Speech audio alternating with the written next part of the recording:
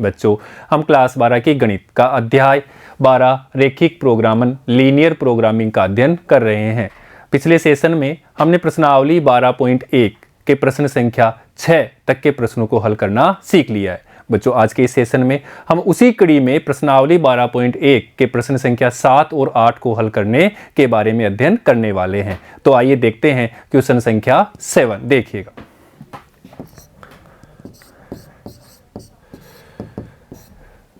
निम्न व्यवरोधों के अंतर्गत z, हमें ये पता है ये z क्या है, उद्देश्य फलन है। ये हमारा उद्देश्य फलन 5x + 10y का न्यूनतमीकरण और अधिकतमीकरण करना है। अर्थात यहाँ से हमें x और y के मान निकालना है और इसमें रखना है, और z का अधिकतम और न्यूनतम मान कौन कौन सा आएगा वो हमें देखना है, और वही हमारा आंसर होने वाला है।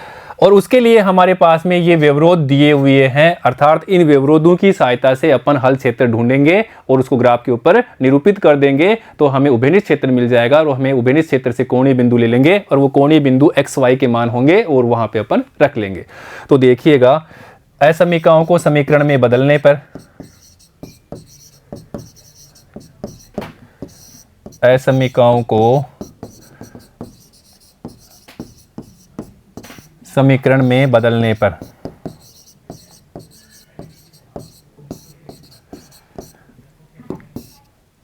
तो यहां पे x + 2y = 120 हो गया, क्योंकि हमने <= के चिन्ह को समीकरण में बदल दिया, अर्थात बराबर में बदल दिया।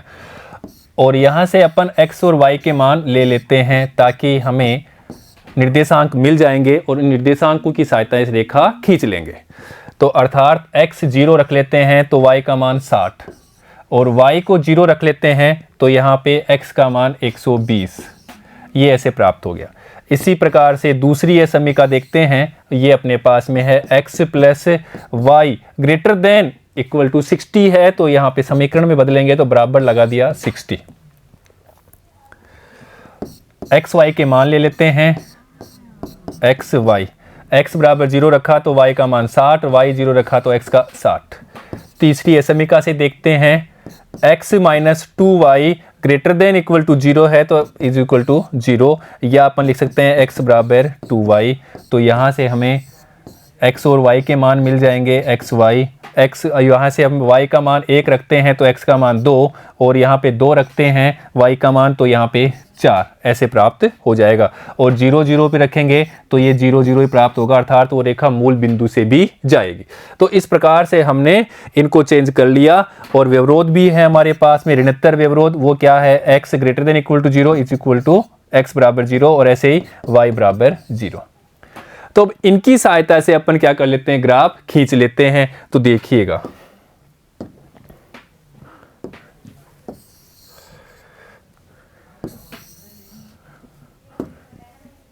x x x dash y y dash मूल बिंदु 0 0।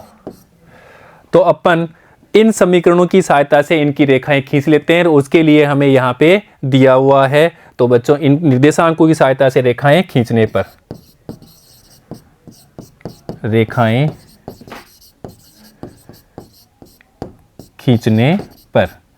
और वो रेखाएं अपन यहाँ पे खींच रहे हैं। तो देखो, एक बिंदु है 0 60,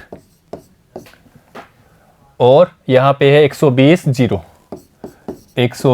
0, अर्थात अपन मान लेते हैं यहाँ पे 120 0 है, और यहाँ पे अपन मान लेते हैं ये 0 60 है, और इनको अपन मिला देते हैं तो अपने पास में ये रेखा प्राप्त हो जाएगी। और ये रेखा हमें मिल गई। ये कौन सी रेखा मिल गई हमें, ये वाली, x + 2y = 120। तो यहाँ लिख देते हैं x + 2y = 120। इसी प्रकार से दूसरा समीकरण है, और उसके निर्देशांक भी ले लिए, तो यहाँ पे लिखेंगे 0 60 और 60 0, ये दूसरी रेखा के लिए। तो 0 60 और यहाँ पे ले लेंगे 60 0 के अपन मान लेते हैं, ये हो गया 60 0, और इनको भी मिला देंगे अपन, तो ये अपने पास में प्राप्त हो जाएगी दूसरी रेखा।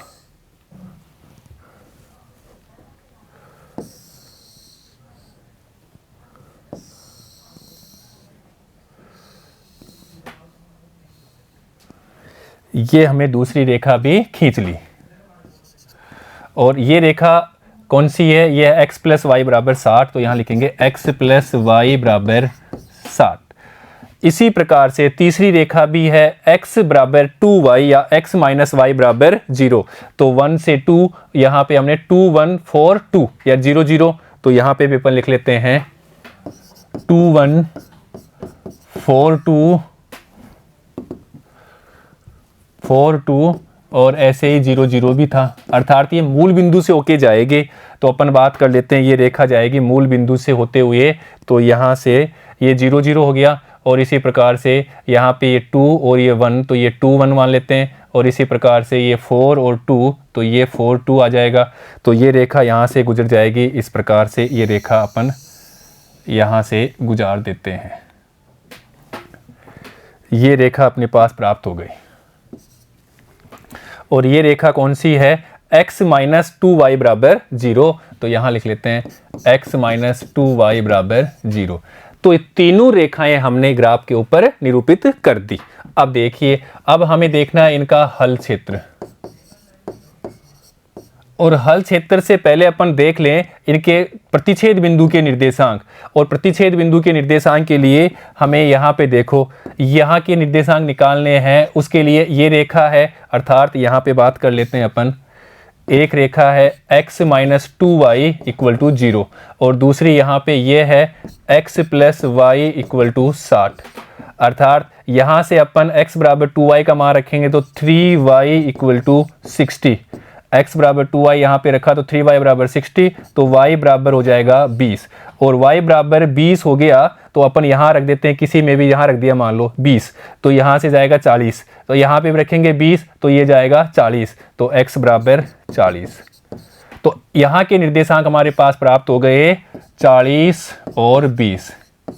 इसी प्रकार अब हमें इसके भी निर्देशांक चाहिए, और इसके लिए हम देखते हैं रेखाएं कौन कौन सी है। एक तो रेखा यही है x माइनस 2y बराबर 0, और दूसरी है x प्लस 2y बराबर 120, बराबर है 120। यहाँ से भी अपन x बराबर 2y रख देते हैं, तो 4y बराबर 120, तो y बराबर यहाँ से हो जाएगा 30, और यहाँ 30 हो गया तो x बराबर यहाँ पे रखेंगे 30, तो ये हो जाएगा 60। यहाँ पे भी रख के देख लो, यहाँ पे रखेंगे अपन y बराबर 30, तो ये हो जाएगा 60, और इधर जाएगा तो भी 60। तो इसके निर्देशांक हमें मिल गए 60, और यहाँ से अपने पास 30। ये भी हमें मिल गया, इसके भी मिल गए कोणीय बिंदु। तो इस प्रकार से अपन क्या करते हैं, प्रतिच्छेद बिंदु के निर्देशांक भी निकाल लेते हैं। इनकी भी हमें आवश्यकता पड़ेगी। क्यों पड़ेगी? हल क्षेत्र देखेंगे, उसके लिए हमें कोणीय बिंदु चाहिए, इसलिए हम यहाँ पे निकाल लेते हैं। अब देखते हैं हल क्षेत्र, और हल क्षेत्र के लिए हमें देखना है उसका असमीका। असमीका को हमें x बराबर 0 y बराबर 0 रखना है और संतुष्ट करवाना है। तो पहले अपन ये असमीका देख लेते हैं। तो यहाँ पे अपन रखते हैं, देखिएगा 0 0, तो 0 लेस देन 120। क्या ये बात सही है? क्या 0 छोटा होता है 120 से? बिल्कुल सत्य बात है। अर्थात इसका जो हल क्षेत्र होगा मूल बिंदु की तरफ होगा, x प्लस 2y बराबर 120, तो इसका हल क्षेत्र होगा मूल बिंदु की तरफ। अर्थात मैं ले लेता हूँ इसका हल क्षेत्र, ये वाली रेखा का हल क्षेत्र यहाँ पे ले लेता हूँ, इधर ही होगा, एक जगह कर लेते ये वाला। इसी प्रकार से यहाँ पे दूसरी असमीका लेते हैं, और यहाँ पे भी x और y की जगह 0 0 रखते हैं, तो 0 प्लस 0 0 रहेगा, ग्रेटर देन इक्वल टू 60। क्या ये बात सही है? क्या 0 बड़ा होता है 60 से? ये असत्य है। असत्य होने पे इसका हल क्षेत्र मूल बिंदु के दूसरी तरफ होगा, अर्थात इस वाली रेखा का हल क्षेत्र कहाँ होगा? इस वाली रेखा का हल क्षेत्र इधर होगा। यहाँ तक बात सही है। अब बात करते हैं तीसरी रेखा की, और तीसरी रेखा ये असमीका है। और इसके लिए अपन क्या करते हैं, इसके लिए यहीं पे देखो, ग्राफ में ही देखो, यहाँ पे कोई बिंदु ले लेते हैं, मान लेते हैं इसको संतुष्टि करा लेते हैं, इसी को करा लेते हैं 60 को। तो इसके लिए अपन रखते हैं x माइनस 2y, और यहाँ पे है ग्रेटर देन इक्वल टू 0, तो इस जगह पे रखते हैं 60 माइनस 0, 60 माइनस 0 ग्रेटर देन 0। यह बात सही है? हाँ, ये सही है। अर्थात इसका हल क्षेत्र कहाँ होगा? इस रेखा का हल क्षेत्र होगा ये वाला। अब हमने तीनों असमीकाओं से इनका हल क्षेत्र देख लिया। अब बच्चों ये हल क्षेत्र देखो यहाँ प्राप्त हो रहा है। अब हमारे पास व्यवरोध भी है, अर्थात ऋणोत्तर व्यवरोध, और अर्थात x greater than equal to 0 है और y greater than equal to 0 है। तो x greater than equal to 0 के लिए हमारे पास कौन सा क्षेत्र होगा, ये वाला क्षेत्र प्राप्त होगा, अर्थात ये क्षेत्र। इसी प्रकार y greater than equal to 0 के लिए ये क्षेत्र। तो चारों असमीकाओं से देखने पे हमारे पास कौन सा हल क्षेत्र प्राप्त हो गया, हम बोलते हैं उसको उभयनिष्ठ क्षेत्र, और उभयनिष्ठ क्षेत्र हमारे पास ये हो गया। ये अपने पास उभयनिष्ठ क्षेत्र प्राप्त हो गया। इनको अपन नाम दे देते हैं, ये दे दिया हमने, मान लेते हैं ये बिंदु हो गया A, ये हो गया B, ये हो गया C और ये हो गया D। ये अपना क्षेत्र हो गया सुसंगत क्षेत्र।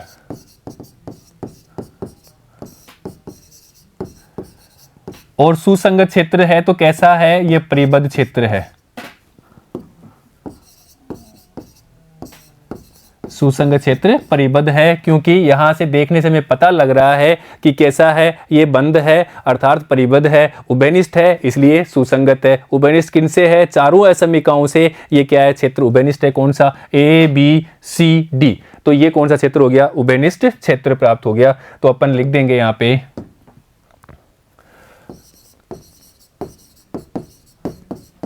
उभयनिष्ठ क्षेत्र A B C D परिबद्ध है। और बच्चों परिबद्ध होने पे अपन क्या लेते हैं, कोणीय बिंदु पे इनका मान लेते हैं। तो ये ले लेते हैं अपन के कोणीय बिंदु पे मान, कोणीय बिंदु। और कोणीय बिंदु पे हमें z के संगत मान लेना है, और z बराबर हमें क्या है, वो क्वेश्चन में दिया हुआ है, वो यहाँ पे हमें मिल जाएगा। z बराबर 5x प्लस 10y, उसको अपन यहाँ लिख देते हैं 5x प्लस 10y। अब कोणीय बिंदु हमें प्राप्त हो जाएंगे, उनकी सहायता से अपन यहाँ पे x और y के मान लिख देंगे, तो हमें प्राप्त हो जाएगा उद्देश्य फलन का मान, z का मान। और उसके लिए अपन कोणीय बिंदु ले लेते हैं। तो देखो कोणीय बिंदु यहाँ पे लेते हैं 8 60 0, ये A 60 0।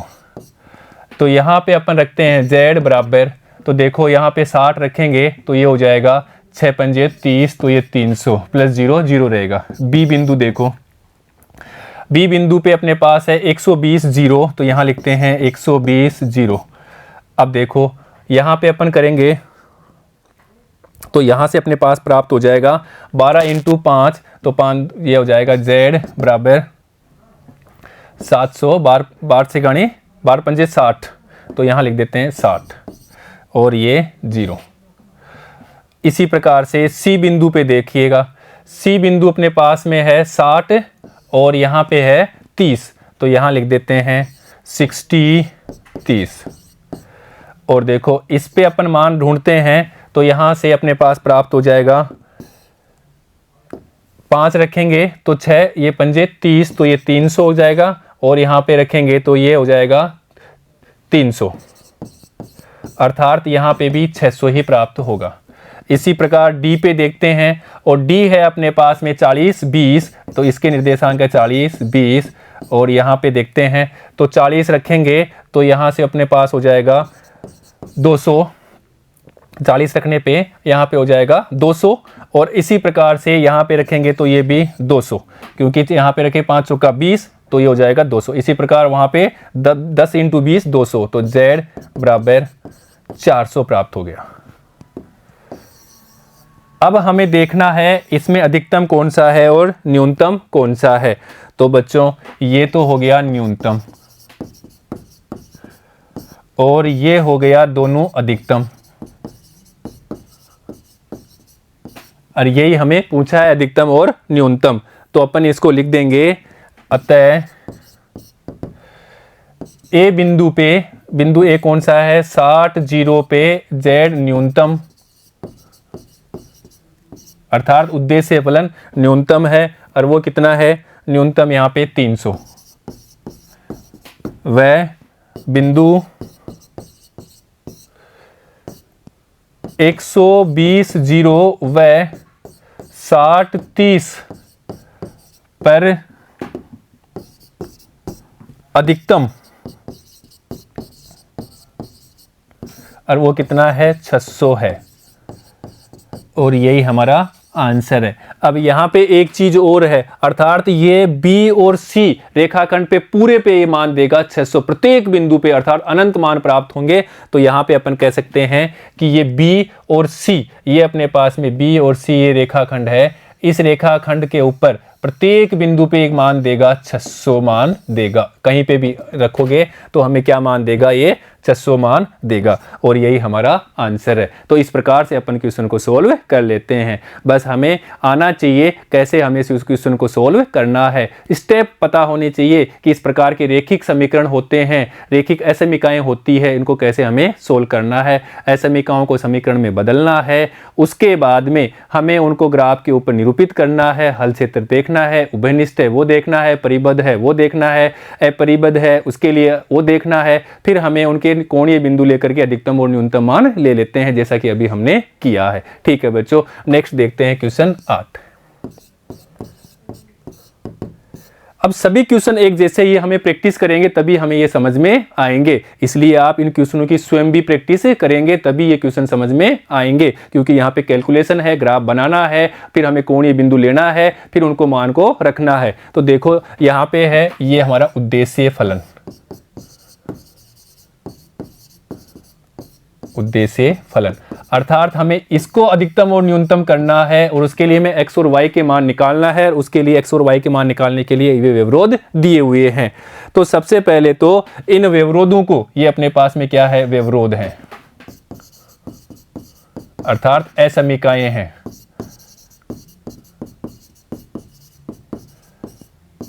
तो इन असमीकाओं को हमें समीकरण में बदलना है। तो असमीकाओं को समीकरण में बदलने पर, असमीकाओं को समीकरण में बदलने पर, तो पहले अपन ये ले लेते हैं, और साथ के साथ ही हमें x और y के मान भी निकालते चलते हैं। तो ये x प्लस 2y यहाँ पे क्या है, ग्रेटर देन इक्वल टू है, तो समीकरण में बदलने पे बराबर का लगाते हैं और 100 लिख दिया, और यहाँ पे हम x और y का मान ले लेते हैं ताकि हमें निर्देशांक मिल जाएंगे, जिससे अपन रेखा निरूपित कर देंगे ग्राफ के ऊपर। ये x और ये y, यहाँ रखा 0x की जगह तो यहाँ पे 50, और यहाँ पे 0 रखा तो यहाँ पे 100, यहाँ पे हमने 0 रखा तो ये 2 बटा में गया तो 50, और यहाँ पे अभी 0 रखा तो ये x का 100 का 100 वही लिखा। इसी प्रकार दूसरी असमीका देखते हैं, यहाँ से 2x minus Y less than है तो ये बराबर लगाते ही समीकरण बन गया, और यहाँ से भी अपन x और y के मान ले लेते हैं, और इसको भी अपन ऐसे लिख सकते हैं 2x बराबर y। तो देखिए आसानी से मिल जाएंगे हमें x और y के मान, x और y। यहाँ पे अपन x बराबर 1 रखेंगे तो y का मान 2, इसी प्रकार यहाँ पे 0 रखेंगे तो यहाँ पे 0, इसी प्रकार यहाँ पे अपन 2 रखेंगे तो यहाँ पे 4, अर्थात ये मूल बिंदु से भी जाएगी, इससे पता लग जाता है ये मूल बिंदु से जाएगी। इसी प्रकार अपन तीसरी असमीका लेते हैं 2x plus y is equal to 200, less than equal to को बराबर में करते ही समीकरण हो गया, और यहीं से अपन x और y के मान ले लेते हैं, जिससे हमें निर्देशांक मिल जाएंगे, और इन निर्देशांकों की सहायता से रेखाएं खींच लेंगे। ये सब पता होना चाहिए। तो पहले इसको 0 करेंगे x को तो y का मान 200, फिर अपन y को 0 करेंगे तो x का मान 100, और बच्चों ऋणात्तर व्यवरोध भी है तो इसको भी कर देते हैं x बराबर 0 और y बराबर 0। तो ये अपने पास में समीकरण प्राप्त हो गए 4। इन चारों समीकरणों को अपन क्या करते हैं, रेखा के ऊपर क्या करते हैं, ग्राफ के ऊपर रेखा बना देते हैं। देखिएगा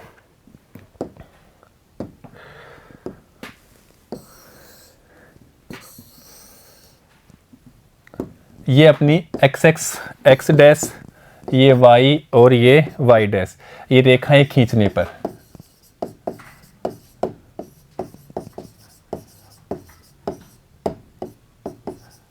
और रेखाएं किससे खींचेंगे, समीकरणों से, और समीकरणों से हमने क्या प्राप्त कर लिए, निर्देशांक, और उसकी सहायता से अपन यहाँ पे रेखाएं खींच लेंगे। ये पता है हमें मूल बिंदु है 0 0। अब देखिए यहाँ पे है 0 50 और 100 0, तो यहाँ लिख लेते हैं कहीं पे, देखो यहीं पे लिख लेते हैं 0 50 और दूसरा है 100 0। ये हमने इस रेखा के लिए ये निर्देशांक लेते हैं 0 50 और 100 0। तो अपन बात कर लेते हैं यहाँ पे, ये मान लेते हैं 100 और 0 है, और इसी प्रकार यहाँ मान लेते हैं ये हो गया 0 50,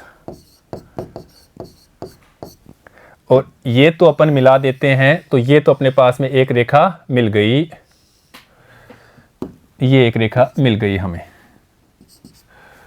और इस रेखा को नाम दे देते हैं x + 2y बराबर 100, या यहाँ पे असमीका के रूप में लिखेंगे तो x + 2y greater than equal to 100। तो यहाँ लिखेंगे x + 2y greater than equal to 100। इसी प्रकार से अपन इसकी बात कर लेते हैं दूसरे वाले समीकरण की। वो अपने पास क्या है, x बराबर 2y, अर्थात इसके क्या है निर्देशांक, ये तो मूल बिंदु से जाएगी तो 1 2 2 4। तो यहाँ लिखेंगे 1 2 और 2 4, और ये मूल बिंदु से भी है, अर्थात इसी प्रकार से यहाँ पे ये होगा 1 और 2, तो यहाँ पे जाएगा 2, इसी प्रकार यहाँ पे जाएगा 2 तो 4, ये तो ऐसे ऊपर जाएगी। तो अपन इसकी बात कर लेते हैं, इस प्रकार ये रेखा प्राप्त हो जाएगी हमारे पास में।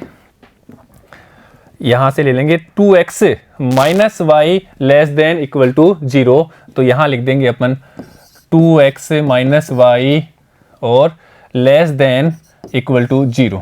तो ऐसे हमने ये रेखा भी प्राप्त कर ली। अब अपन बात करते हैं इस समीकरण की, और ये समीकरण है 2x + y बराबर 200। तो 0 200 और 100 0, तो यहाँ लिख लेते हैं 0 200 और यहाँ पे 100 0। तो देखिएगा 0 200 तो अपन ऊपर मान लेते हैं, यहाँ पे जाएगा 0 200, और इसी प्रकार से ये मान लेते हैं ये यही है सेम 100। तो यहाँ से अपन इस प्रकार से ये रेखाएं जा सकती है ऐसे। ये हमने मान लिया, कौन सी रेखा प्राप्त कर ली हमने, ये वाली 2x + y यहाँ से लेस देन इक्वल टू 200, असमीका के रूप में लिखेंगे तो 2x + y less than equal to 200। तो यहाँ लिख देते हैं अपन इसके लिए ये वाली रेखा, यहाँ पे 2x + y less than equal to 200, ये हमने ये वाली रेखा प्राप्त कर ली। अब देखते हैं यहाँ पे देखो प्रतिच्छेद बिंदु भी है, तो प्रतिच्छेद बिंदु भी हमें चाहिए, तो प्रतिच्छेद बिंदु के निर्देशांक निकाल लेते हैं, क्योंकि यहाँ प्रतिच्छेद कर रही है। अब यहाँ से अब प्रतिच्छेद बिंदु के निर्देशांक के लिए हमें पता है कि ये रेखा कौन सी है, ये रेखा यहाँ वाली है, और ये कौन सी है, ये वाली है, अर्थात x + 2y बराबर 100 है ये वाली तो, और ये वाली है अपने पास में यहाँ पे 2x - y = 0। अब इन दोनों को अपन हल करते हैं तो हमें x और y के निर्देशांक मिल जाएंगे, और उसके लिए अपन क्या करते हैं देखिएगा, इसको 2 से गुणा कर देते हैं। तो यहाँ से इसको 2 से गुणा करके अपन रख देते हैं, तो ये x + 2y बराबर 100, इसको ऐसे के इसको 2 से गुणा कर देते हैं, तो 4x - 2y = 0। अब इनको जोड़ देते हैं तो देखिएगा ये कट जाएगा, तो यहाँ से अपने पास में 5x = 100, तो यहाँ से हमें मिलेगा x बराबर 20। x बराबर 20, तो y का मान यहाँ पे कहीं भी रख देते हैं अपन, यहाँ पे रख दिया x बराबर 20, तो ये 40 हो गया, y बराबर 40। तो इस बिंदु के निर्देशांक हो गए 20 40। x बराबर क्या रखा है 20, तो 20 दूना 40, ये उधर जाएगा तो y पॉजिटिव होगा, तो y बराबर 40। इसी प्रकार से इसके निर्देशांक निकाल लेते हैं, और इसके निर्देशांक के लिए देखिए रेखा है, एक तो रेखा ये वाली है, अर्थात 2x - y बराबर 0, 2x + y = 200। यहाँ पे भी अपन क्या करते हैं जोड़ देते हैं, तो ये कैंसिल हो गया, तो 4x बराबर 200, तो x बराबर यहाँ से अपने पास प्राप्त हो गया 50। इसी प्रकार से अपन बात कर लेते हैं आगे, y का मान निकाल लेते हैं, तो y के लिए अपन यहाँ रख देते हैं, तो देखो ये हो जाएगा, कितना हो जाएगा, y बराबर 2 × 50 तो 100, तो ये y का मान 100 प्राप्त हो गया। तो इस बिंदु के निर्देशांक भी हमने प्राप्त कर लिए, यहाँ से ये बिंदु के निर्देशांक भी 50 और 100, ऐसे हमने इनके निर्देशांक प्राप्त कर लिए। तो कोणीय बिंदु इसके तो प्राप्त हो ही जाएंगे। यहाँ पे भी है, यहाँ निकाल लिए हमने ये मान, यहाँ पे भी निकाल लिए, और देखो बच्चों यहाँ पे भी है। अब देखते हैं इनका हल क्षेत्र। हल क्षेत्र के लिए अब बात करते हैं। देखो देखिएगा, पहले अपन इसकी बात कर लें। तो x + 2y greater than equal to 0, तो 0 बड़ा होता है 100 से। ये बात क्या है? असत्य है, सही नहीं है। अर्थात इस रेखा का जो x + 2y हमने लिया है, इसका हल क्षेत्र कहाँ होगा? इसका अपोजिट साइड में होगा। x + 2y, इसका हल क्षेत्र ये होगा। इसी प्रकार अब अपन बात करते हैं, यहाँ पे 0 0 रखते हैं, तो 0 < 200, ये बात क्या है? सही है। तो इस रेखा का हल क्षेत्र ये हो गया। इसी प्रकार अब इसकी बात कर लेते हैं। इसके लिए अपन क्या करते हैं, यहाँ पे कोई बिंदु ले लेते हैं। मान लो यहाँ पे बिंदु हो गया ये 20 0, और 20 0 के लिए यहाँ रखते हैं। देखिए सेटिस्फाइड करता है क्या? तो देखिएगा, इसको अपन सेटिस्फाइड करा देते हैं 20 0 पे। तो ये 2x - y < 0, तो इसके लिए अपन करते हैं 20, तो 20 दूना 40 -0 < 0। अपन देखेंगे कि 40 < 0, ये बात क्या है? असत्य है। अर्थात अपन कह सकते हैं कि इस जगह पे इसका क्या होगा? हल क्षेत्र नहीं होगा। इसका हल क्षेत्र कहाँ होगा? इस जगह पे तो नहीं है इस रेखा का, अर्थात इसका कहाँ होगा? इधर होगा। अब देखो इधर, अब अपन बात करते हैं इनका उभयनिष्ठ क्षेत्र। उभयनिष्ठ क्षेत्र के लिए देखो, ऐसे आगे जाएगा तो यहाँ पे कटेगा 20 0 200 पे। अर्थात इसका रेखा का हल क्षेत्र कौन सा है? ये वाला। इस रेखा का हल क्षेत्र कौन सा है? ये वाला। इसका हल क्षेत्र ये। तो इन चारों से तो यहाँ तो ये कॉमन आ गया। ऐसे ही अपन बात करते हैं x > 0, y > 0, अर्थात x > 0 का ये क्षेत्र ही आएगा, और y > 0 का भी यही क्षेत्र आएगा।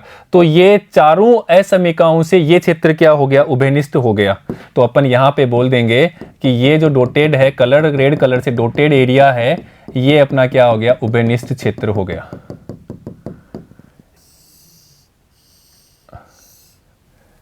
ये लो बच्चों, ये वाला जो अपना उभयनिष्ठ क्षेत्र हो गया। और इस उभयनिष्ठ क्षेत्र की बात करें तो यहाँ पे देखो कोणीय बिंदु, और कोणीय बिंदु के लिए इसके निर्देशांक हमें पता है, इसके निकाल लिए, इसके भी निकाल लिए, इसके भी हैं। तो इसको दे देते हैं A, इसको B, इसको C और इसको D। तो देखो उभयनिष्ठ क्षेत्र कौन सा हो गया? ये वाला हो गया उभयनिष्ठ क्षेत्र।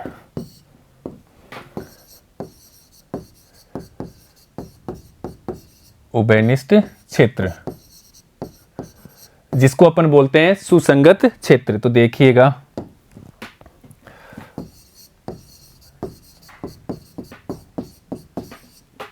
उभयनिष्ठ क्षेत्र A B C D परिबद्ध है, और परिबद्ध होने पे अपन क्या करते हैं? कोणीय बिंदु पे इनके मान ले लेते हैं। तो देखिएगा, अपन कोणीय बिंदु के z के उद्देश्य फलन के मान ले लेते हैं। ये अपना कोणीय बिंदु और ये z के मान, और z उद्देश्य फलन हमें क्या है वो क्वेश्चन में दे रखा है, वहां से अपन ले लेंगे। ये लो बच्चों, z बराबर x प्लस 2y, तो यहां लिख देते हैं x plus 2y, x plus 2y। और कोणीय बिंदु यहां से ले लेते हैं a। तो देखिए कोणीय बिंदु अपन ये यहां से लेते हैं 0 50, तो यहां लिखेंगे 0 50। इसी प्रकार दूसरा कोणीय बिंदु b, वो अपन यहां से ले लेते हैं b। तो b के लिए ये 20 40, तो यहां लिख देंगे 20 40। इसी प्रकार से नेक्स्ट कोणीय बिंदु देख लेते हैं, वो है लिया हमने c लिया है, तो यहाँ लिखते हैं तीसरा c कोणीय बिंदु। और c कोणीय बिंदु हमने यहाँ से लिया है, इसके 50 और 100, तो यहाँ लिखते हैं 50 और 100। इसी प्रकार से चौथा कोणीय बिंदु देखिए फोर्थ, वो है d, और उसके मान अपने यहाँ से मिलेंगे 0 200, तो यहाँ लिखेंगे 0 200। तो इस प्रकार से हमने परिबद्ध क्षेत्र के कोणीय बिंदु ले लिए, और इनके मान अपन यहाँ से देखते हैं। तो z बराबर 0 प्लस 50 इंटू 2, तो ये हो जाएगा 100। ये 0 है और यहाँ पे 2, और ये इसके 50 रखेंगे तो 50 इंटू 50 2 इक्वल टू 100। अब यहाँ पे देखते हैं z बराबर, अब देखो 20, तो 20 का 20 रहेगा, और ये हो जाएगा क्या यहाँ से 40 इंटू 2 80, और 80 प्लस 20, तो ये भी 100। इसी प्रकार z यहाँ पे देखिए, यहाँ रखेंगे अपन 50 और यहाँ रखेंगे अपन 100, तो यहाँ से 50 प्लस यहाँ पे 100 इंटू 2 तो ये हो जाएगा 250, क्योंकि ये 50 और यहाँ पे रखेंगे 2 इंटू 100 तो 250 z बराबर। अब यहाँ पे देखो ये 0 और यहाँ पे रखेंगे तो ये 400, क्योंकि ये 0 और यहाँ 2 इंटू 200 तो 400 और यहाँ रखा 50 इंटू 2 इंटू 100 तो ये 200 और यहाँ पे 250। इसी प्रकार यहाँ पे 20 इंटू 80 100। इसी प्रकार यहाँ पे देखो 0 इंटू 2 इंटू 50 बराबर 100। अब इनको देखना है संगत मानों को कि कौन सा अधिकतम है कौन सा न्यूनतम है। तो देखो बच्चों ये दिख रहा है हमें दोनों सेम है और ये न्यूनतम भी है, इनमें इन सब में न्यूनतम ये दोनों है और दोनों सेम भी है, और अधिकतम कौन सा है, ये है। अब हमें देखना है कि कौन से बिंदु पर अधिकतम है। बिंदु ये रहे और बिंदु ये रहे, तो यहां लिखेंगे बिंदु डी और जिसके निर्देशांक है 0 200 पर z मैक्सिमम, और वो कितने के बराबर है, वो है बराबर 400। वह बिंदु कौन कौन से, यहाँ पे ए है अपने पास में 0 50, और वह बिंदु कौन सा है, बी है 20 40। यहाँ पे जेड का क्या मान हो रहा है, मिनिमम, और वो मिनिमम मान कितना है, तो वो मान है बराबर 100, और यही हमारा आंसर है। अब देखो ये जो z का मिनिमम मान है 100 वो दो बिंदु पे प्राप्त हो रहा है, और दो बिंदु कौन से, a और b, अर्थात ए बी रेखाखंड के ऊपर, और ए बी रेखाखंड कहां पर है, ये रहा a और b। इस रेखाखंड के प्रत्येक बिंदु पर ये क्या मान देगा, 100 मान देगा। यहां से लेकर के यहां तक कहीं भी अपन लेंगे बिंदु, वहां पे प्रत्येक बिंदु पर अर्थात ए बी रेखाखंड पे मिनिमम मान कितना देगा, 100 देगा। तो ऐसे अपन यहां पे लिख सकते हैं कि रेखाखंड ए बी पर प्रत्येक बिंदु पर z मिनिमम बराबर 100 है। तो ये भी हमें पता होना चाहिए, और इसके बारे में अपन बात कर चुके हैं कि अगर दो बिंदु पे मिनिमम आता है तो उस पूरी रेखाखंड पे वो 100 ही मान देगा, और वो के 100 क्या होंगे, सेम होंगे, प्रत्येक बिंदु पर वो 100 ही देगा। तो बच्चों इस प्रकार से अपन क्वेश्चन को सोल्व कर लेते हैं। बस क्वेश्चन में क्या दे रखा था उसको अब आप अच्छी तरह से देख लो। क्वेश्चन में व्यवरोधों के अंतर्गत ये उद्देश्य फलन है। उद्देश्य फलन में हमें x और y के मान निकालने हैं, और उसके लिए वापस यहाँ पे रखेंगे तो हमें z का मान प्राप्त हो जाएगा। तो अलग अलग x y के मान के लिए z के मान अलग अलग प्राप्त होंगे, और उन मानों को अपन तुलना करेंगे कौन सा अधिकतम है कौन सा न्यूनतम है, तो अपन वहां से बता देंगे। और उसके लिए ये व्यवरोध दे रखे हैं x y के मान निकालने के लिए। तो इन व्यवरोधों को समीकरण में बदला, समीकरण में बदलने के बाद में हमने उनके निर्देशांक लिए। तो बच्चों ये बोलने में आसान है, पर आप स्वयं इसकी प्रैक्टिस करिएगा, क्योंकि जब आप प्रैक्टिस करते हैं तभी हमें और अच्छे से समझ में आता है। तो बच्चों ऐसे अपन इनकी सहायता से क्या कर लेते हैं, निर्देशांक प्राप्त कर लेते हैं, और इन निर्देशांकों की सहायता से अपन क्या कर लेते हैं, रेखाएं खींच लेते हैं। अब देखते हैं कि ये रेखाएं कहां प्रतिच्छेद हो रही है, उनके प्रतिच्छेद बिंदु के निर्देशांक भी अपन ले लेते हैं। फिर अपन देखते हैं उनका हल क्षेत्र, और हल क्षेत्र के लिए हमने क्या किया, हल क्षेत्र के लिए हमने देखा असमीकाएं को अपन संतुष्ट कराते हैं 0 0 रख के। अगर वो संतुष्ट होती है तो मूल बिंदु की तरफ है, नहीं होती है तो अपोजिट साइड में होती है। अगर संतुष्ट करेगा तो इधर, और संतुष्ट नहीं करेगी तो इधर। फिर हमने देखा इनके द्वारा उभयनिष्ठ क्षेत्र कौन सा है, ये उभयनिष्ठ क्षेत्र हो गया। इस उभयनिष्ठ क्षेत्र को हमने देखा परिबद्ध है, ये तो परिबद्ध है। अपरिबद्ध होता है तो उसके लिए हम अलग से कार्रवाई करते हैं, वो अपन जानते हैं। ये परिबद्ध है तो इसका अधिकतम मान और न्यूनतम मान कहां देगा, इनका अधिकतम मान न्यूनतम मान कोणीय बिंदु पर ही देता है। क्यों देता है, क्योंकि अधिकतम और न्यूनतम मान यहीं पे होता है, इसलिए इन पे देता है। अब देखो ये कोणीय बिंदु पे अपन मान निकालना है, और इसके मान कहाँ निकालना है, कोणीय बिंदु पे। तो कोणीय बिंदु पे अपन मान ले लेते हैं। ये रहे अपने पास कोणीय बिंदु, और ये था z उद्देश्य फलन, अर्थात x के मान और y के मान यहाँ से रखेंगे, तो ये हमने उद्देश्य फलन के मान प्राप्त किए। अब इनके अपन देखें, कंपेयर करेंगे न्यूनतम कौन सा है, अधिकतम कौन सा है। तो ये न्यूनतम था, ये अधिकतम था, और ये हमें पूछा था वो हमने लिख दिया, और यही हमारा आंसर था। तो बच्चों इस प्रकार से अपन क्वेश्चन को सोल्व कर लेते हैं। बच्चों आज हमने सेशन में प्रश्नावली 12.1 के प्रश्न संख्या 7 और 8 को हल करने के बारे में अध्ययन किया है। बच्चों ने सेशन में हम प्रश्नावली 12.1 के प्रश्न संख्या 9 और 10 को हल करने के बारे में जानकारी लेंगे। ठीक है बच्चों, धन्यवाद।